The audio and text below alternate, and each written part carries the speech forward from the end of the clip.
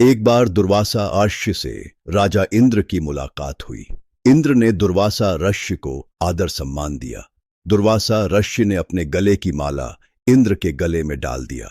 इंद्र ने कुछ दूर जाने पर उस माला को हाथी की सूंड पर डाल दिया। सूंड से माला जमीन पर गिरी और टूट गई। संयोग से दुर्वासा आश्य को कुछ समय बाद वहां से जाना हुआ। अपनी टूटी माला पर उनकी नजर गई। उसे देखकर उन्हें इंद्र पर बहुत गुस्सा आया। उन्होंने इंद्र को शाप दिया कि जिस वैभव पर तुझे घमंड है वह सारा वैभव नष्ट हो जाएगा। नारद जी ने खबर को सर्वत्र फैला दिया। असुरों ने अच्छा मौका जानकर स्वर्ग का राज इंद्र से छीन लिया। स्वर्ग में हाहाकार मच गया। सभी देवता भगवान विष्णु के पास गए। भगवान विष्णु ने कहा, अब असुरों को हराना मुश्किल है।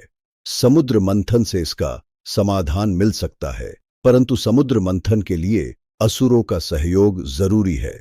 समुद्र मंथन की योजना असुरों को बताई गई।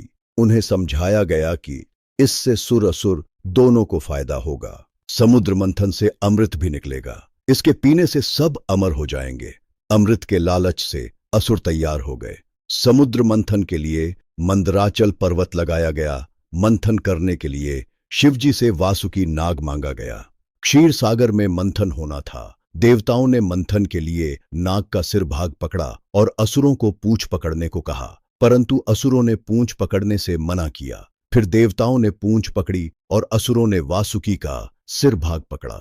मंथन शुरू हुआ। वासुकी नाग की जहरीली फुंकारें छूटने लगी। इससे कुछ असुर मर गए, कुछ बेहोश हो गए। तब असुरों को अपनी बेवकूफी का एहसास हुआ, परंतु सागर मंथन चला। सागर मंथन से 14 रत्न निकले, जिसे बांटा गया। ये 14 रत्न हमें कुछ संदेश देते हैं। पहला रत्न विष। इसे भगवान शिव ने पिया, इसीलिए नीलकंठ कहलाए। इससे संदेश मिला कि अमृत पाने के लिए बुराई का विष निकालना होगा। दूसरा रत्न कामधेनु गाय। यह ब्रह्म ऋषियों को दी गई। संदेश, मन को गाय की तरह निर्मल रखना चाहिए। तीसरा रत्न उच्च गति वाला सफेद घोड़ा। इसे असुरों के राजा बलि को दिया गया। संदेश, मन की गति तेज है, इसे विराम दीजिए। चौथा रत्न 4 दांत वाला ऐरावत हाथी। इसे इंद्र को दिया गया। संदेश, बुद्धि में 4 विकार होते हैं, इन्हें छोड़िए। पांचवा रत्न कौस्तुभ मणि। इसे भगवान विष्णु ने हृदय में धारण किया। संदेश, यह भक्ति का प्रतीक है। ऊपर के संदेशों का पालन करने से भक्ति मिलेगी। छठवा रत्न कल्प वृक्ष। इसे स्वर्ग में स्थापित किया गया। इससे इच्छाएं पूरी होती हैं। संदेश, आगे बढ़ने के लिए इसे त्यागे। सातवां रत्न रंभा अप्सरा। इसे देवताओं को दिया। संदेश, रंभा अप्सरा वासना का प्रतीक है, इसे त्यागें। आठवां रत्न श्री लक्ष्मी। लक्ष्मी ने भगवान विष्णु का वर्ण किया।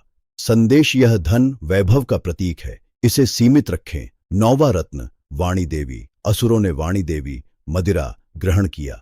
संदेश, यह बुराई के प्रतीक है, इसे छोड़िए। 10वां रत्न चंद्र। इसे भगवान शिव ने धारण किया। संदेश, चंद्र शीतलता का प्रतीक है, धारण कीजिए। 11वां रत्न पारिजात वृक्ष। इसे स्वर्ग में रखा गया। इसे छूने से थकान मिटती है। संदेश, यह शांति का प्रतीक है, धारण कीजिए। 12वां रत्न पांचजन्य शंख। इसे भगवान विष्णु ने लिया। संदेश, यह विजय का संदेश देता है। 13वां रत्न धन्वंतरी। यह स्वास्थ्य का प्रतीक है। संदेश, पहला सुख निरोगी काया। 14वां रत्न अमृत कलश। इसे लेकर ही धन्वंतरी निकले थे। अमृत पीने के लिए सभी उत्सुक थे, अतः भगवान विष्णु ने मोहिनी रूप धारण किया। असुरों को मदिरा पिलाई। मोहिनी रूप देखकर असुर उसमें खो गए। मदिरा पी पीकर मस्त होते गए। मोहिनी ने अमृत देवताओं को पिलाया। उसी की 4 बूंदें धरती पर गिरी, जहां कुंभ मेला लगता है। परंतु एक राक्षस देवताओं की लाइन में खड़ा था। उसे अमृत मिला, परंतु भगवान विष्णु ने सुदर्शन चक्र से उसकी गर्दन काट दी। वे ही राहु केतु बने। यही वेद व्यास की पुराण कथा है। खुद से 2 बातें।